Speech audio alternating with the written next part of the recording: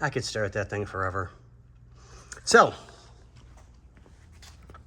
here's our thermostat housing. Everything's off. But the one thing I noticed is there's no thermostat. Now, I don't know if these things ran thermostats back then. I would imagine they would have. At least that's what I would think. But like I said, I don't know. This is my first ever Packard to work on. So I'm making sure that everything we do is literally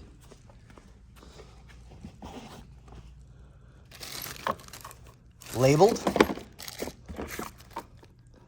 bagged, and tagged, and put in a very secure box so that not one bolt, screw, nut, nothing is going to get messed up. And then we have our plugs, 8, 7, 6, 5, 4, 3, 2, 1. And if you look at some of those, they're pretty nasty. They really are. So we need to get an AC Delco R45 plug and a possible thermostat. So this is just a quickie update video. We're going to start pulling the head bolts and nuts and go from there, ladies and gentlemen.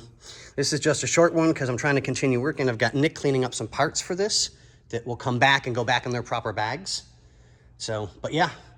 And then, oh, just beautiful.